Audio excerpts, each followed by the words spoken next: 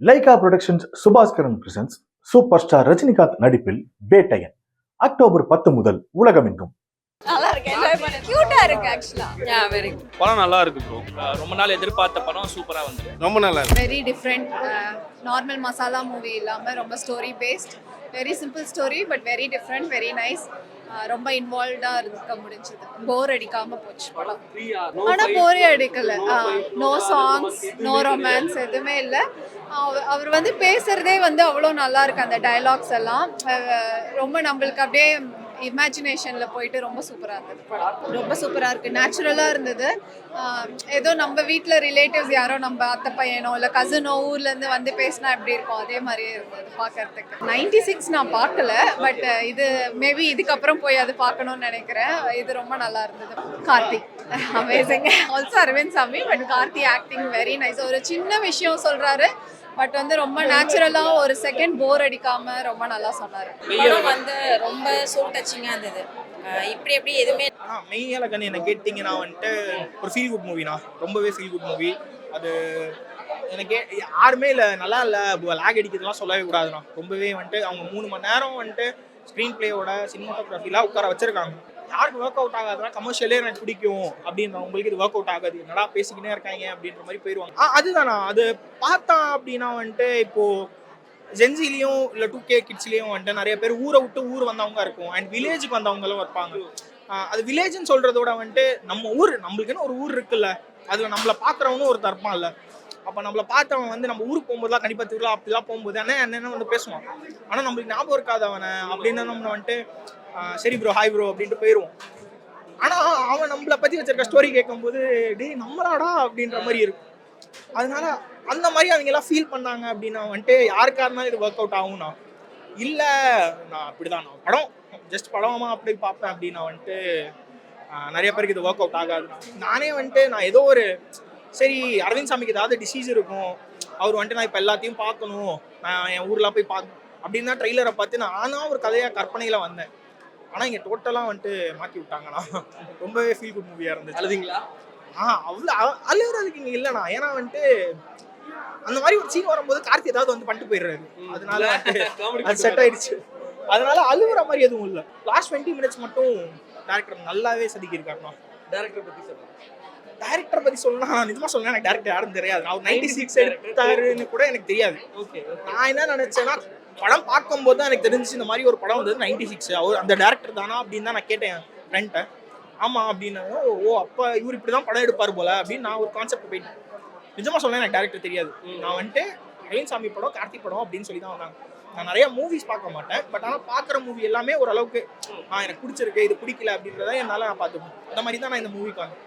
ஆனால் எனக்கு screen play, story, cinematography, அவங்க எப்படி ஃப்ரேம் வச்சு எடுக்கிறாங்க அதெல்லாம் வந்துட்டு எனக்கு ரொம்பவே பார்க்க பிடிக்கும். இந்த படமாக இருந்தாலும் நான் பார்ப்பேன், அது கமர்ஷியலோ இல்லை நார்மலோ ஸ்டோரி டெல்லிங்கோ லவ் ஃபிலிமோ அப்படின்னு பார்க்கும்போது டேரக்டர்லாம் நல்லா பண்ணியிருக்காங்க. சூப்பராக இருக்குது, பார்க்கலாம். நல்லா தாராளமாக ஃபேமிலியோட உட்காந்து பார்க்கலாம். 2 பேருமே எக்ஸலண்ட்டாக பண்ணியிருக்காங்க, வேற லெவல். நல்லாவே வருது. நம்ம ஒவ்வொருத்தர் ஃபேமிலிலையும் ஒவ்வொருத்தர் லைஃப்லையும் அந்த மாதிரி ஏதாவது ஒன்று நடந்திருக்கும். ஸோ அந்த நினைவுகள் டக்குன்னு நம்மளுக்கு வெளில வருது. எக்ஸலண்ட்டாக இருக்குது. அதுதான் எமோஷ்னல். நம்மளோட பேக் டு பெவிலியன்ற மாதிரி நம்ம பழைய திங்ஸ் நம்மளுக்கு மெமரிஸ் வருது இல்லை, அதுதான் எமோஷன். சூப்பராக இருக்குது. கொஞ்சம் அங்கங்கே போர் அடிக்கும் போது அங்கங்கே தட்டி எழுப்புற மாதிரி கொஞ்சம் நல்லா விறுவிறுப்பான சீன்கள் இருக்கு.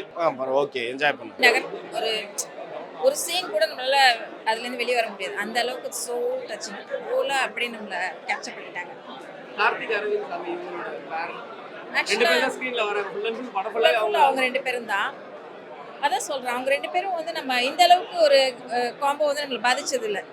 மேபி நம்ம நிறைய ஹீரோயின்ஸ் பார்த்துருப்போம், அக்கா தங்கச்சி கேரக்டர் பார்த்துருப்போம், இது மாதிரிலாம் நிறைய பார்த்துருப்போம். பட் இந்த மாதிரி ஒரு காம்போ வந்து நம்மளை இந்த அளவுக்கு நம்ம சோலை வந்து பிடிக்கிறதுங்கிறது இட்ஸ் வெரி ரேர். அண்ட் இது மாதிரி இன்னொரு பேர் வரவே வராது. This is the only one. அவ்வளோதான். அழுதிங்களா? ஆமாம். சொந்தத்தை பத்தி நிறைய சொல்லியிருக்காங்க. ஆமா. சொந்தம் பழச மறக்க கூடாது, அதெல்லாம் வரும்போது என்ன அதெல்லாம் பார்க்கும்போது எனக்கு எங்க அண்ணன் கூட நான் கடைக்கு போனது வந்தது. ஏன்னா பிகாஸ் இப்போ வந்து அவ்வளோ டச்சிங் இல்லை. ஏன்னா பேசுகிறோம் கொள்கிறோம், பட் அந்த பழைய இது இல்லை நம்மக்கிட்ட. ஏன்னா எல்லாருமே வேலை, குழந்தைங்க படிப்பு இப்படியே போயிடுறோம். ஒரு கல்யாணத்தில் கூட பார்க்க முடியறதில்ல நம்மளால. ஸோ அந்த மாதிரி ஆயிடுச்சு இப்போ. அவர் துபாயில் இருக்காரு, நான் இங்கே இருக்கேன். ஸோ ஒரு பர்த்டே விஷ் கூட வாட்ஸ்அப்போட முடிஞ்சிருது. We can't even spend time with them. அவங்களும் இந்தியா வந்தால் ஒரு நாள் 2 நாள் ஹாய் ஹலோவோட போயிடுறோம்.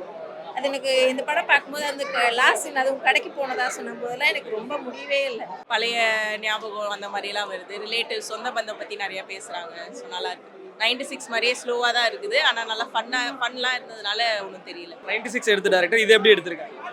அதே மாதிரி தான் இருக்கு படம், கொஞ்சம் ஸ்லோவாக அந்த மாதிரியே தான் போகுது. பட் நல்லா இருக்கு, பார்க்கலாம். நல்லா இருந்தது.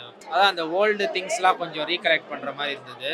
96 மாதிரி எப்படி ஓல்டு மெமரிஸ், ஸ்கூல் மெமரிஸ் எப்படி கலெக்ட் பண்ணுறோமோ அந்த மாதிரி ஒரு வில்லேஜில் எப்படி ஓல்டாக எப்படி பண்ணுறோம் அந்த மாதிரி. அதான் நம்ம ஓல்டு விஷயத்த ரீகலெக்ட் பண்ணுற மாதிரி நிறைய விஷயத்த கொடுக்குறாரு. 96ல் ஸ்கூல் லைஃப் எப்படி ஓல்டாக ரீகலெக்ட் பண்ணுறோமோ அதே மாதிரி இதுலேயும் சின்ன வயசில் என்னென்ன பண்ணோம், ஜாலியாக என்ஜாய் பண்ணுறது, கிரிக்கெட் விளாட்றது, சைக்கிள் ஓட்டுறது எல்லாமே காமிச்சிருக்காரு. எல்லா விஷயத்தையும் உள்ளே கொண்டு வந்திருந்தாங்க. இஷ்யூஸ் எல்லாமே 2012 இருந்து எல்லாமே கொண்டு வந்திருந்தாங்க உள்ள. நல்லா இருந்துச்சு. ரொம்ப அழகாக இருந்தது. சின்ன சின்ன அழகான விஷயங்கள் எல்லாம் கோர்த்து எடுத்திருந்தாரு. ஆக்சுவலாக பிரேம்குமார் தான் மெய்யழகன். உண்மையிலேயே அவர் தான் அவர் தான் மெய்யழகன். கார்த்திக் ரொம்ப அழகாக பண்ணியிருந்தார். அவரோட இதில் தான் அது ரொம்ப அழகாச்சு. அது ஆக்டிங்கால அது ரொம்ப இயல்பாக ரொம்ப அழகாக இருந்தது. அரவிந்த் சாமி நீங்க வேற கதைகள்ல பார்த்திருப்பீங்க. இந்த கதைக்கு எப்படி நடிச்சிருக்கீங்க? ஆமாம், இது ரொம்ப கேஷுவலாக இருந்தார். அதனால தான் இருந்தார். பழைய ஞாபகங்கள்லாம் ஞாபகம். அதுதான் சொல்ல மறந்து போன நிறைய விஷயங்களை கோர்த்தெடுத்து கொடுத்ததால தான் பிரேம்குமாருக்கு அந்த டைட்டில் நான் கொடுக்குறேன். படமாக வந்து எனக்கு ரொம்ப பிடிச்சிருந்தது. லைக் நீங்கள் அதில் நிறைய விஷயம் சொல்லியிருக்காங்க. நீங்கள் தேட்டரில் அதை ஃபீல் பண்ணால் தான், அதை தேட்டரில் போய் பார்க்குறப்ப தான் அது வந்து உங்களுக்கு கனெக்ட் பண்ணிக்க முடியும். அதேமாரி இது எல்லா ஜென்ரேஷனும் பிடிக்குமான்னு கேட்டால் எனக்கு தெரியல. லைக் கண்டிப்பாக 90s பிடிக்கும், அது 70s 80s இவங்க எல்லாருக்குமே கண்டிப்பாக போகும். 2K கிட்ஸுக்கு வந்து அவங்க சிட்டி லைஃப்குள்ளே இருக்கிறனால அவங்களுக்கு மேபி கனெக்ட் ஆகுது, கொஞ்சம் கஷ்டமாக இருக்கலாம். மற்ற எல்லாருக்குமே இது ஈஸியாக கனெக்ட் பண்ணி. கார்த்தி அரவிந்த் சாமியை இந்த ஜானரால பார்க்கறதுக்கு எப்படி இருக்கு? இதில் யார் ஹீரோன்றதே கண்டுபிடிக்க எனக்கு ரொம்ப நேரம் ஆச்சு. ஏன்னா அரவிந்த் சாமி அவரோட ரோல் வந்து ரொம்ப பெருசாக இருந்த மாதிரி இருந்துச்சு. ஏன்னா படம் ஃபுல்லாக அவரே ட்ராவல் பண்ணியிருந்தார். கார்த்தி நடுவில் வந்துட்டு போனார். ஆனால் கார்த்தி ஹீரோவா இப்போ அரவிந்த் சாமி ஹீரோவா அப்படின்னு கண்டுபிடிக்கிறதே ரொம்ப கஷ்டமாக இருக்குது. பட் ஆனால் அவங்களுக்குள்ள இருக்க கெமிஸ்ட்ரி ரொம்பவே நல்லா இருந்துச்சு. என்ன சொல்றது, செகண்ட் ஹாஃப்ல ஒரு போர்ஷன் இருக்கு, அவங்க 2 பேரும் ஒரு 1/4 hour பேசுவாங்க. அதேமாரி கிளைமேக்ஸ்ல ஒரு 1/4 hour ஒரு 20 minutes பேசுவாங்க. நீங்க அந்த சீனை வந்து கண்டிப்பா சீட்டோட எட்ஜில் உட்காந்து பார்ப்பீங்க, அந்த மாரி இருக்கும். அதான் இதான் சீட்டோட எட்ஜில் இருக்கிறதுக்கு அதுக்கு தான் சொன்னேன். அந்த விஷயம்லாம் ரொம்ப, அந்த கிளைமேக்ஸ் போர்ஷன் வந்து உங்களுக்கு கண்டிப்பா ரொம்ப பிடிக்கும். ஆக்சுவலாக படத்துலேயே அந்த விஷயத்த சொல்லிட்டு தான் இருப்பாங்க. இது நம்ம அண்ணன் இங்கே பண்ண சைக்கிள் நீங்கள் இந்த மாரி நிறைய விஷயம் இருக்கும். அவங்க சொல்ல நம்ம இங்கெல்லாம் 3D சாப்பிட்டுமே இந்த மாரி தாட்லாம் நமக்கு ஆட்டோமேட்டிக்காக வர ஆரம்பிச்சிடும். லைக் படமாக வந்து நமக்கு அதை ரீகால் பண்ணியிருக்காங்க நிறைய இடத்துல. அது வந்து அங்கங்கே பிச்சு போட்டிருக்காங்க, நம்ம எடுத்து ஒன்றா சேர்த்துக்கணும். அந்த அளவுக்கு நல்லாவே பண்ணிடுறாங்க. Lyca productions Subaskaran presents super star Rajinikanth நடிப்பில் பேட்டையன் அக்டோபர் 10 முதல் உலகமெங்கும்.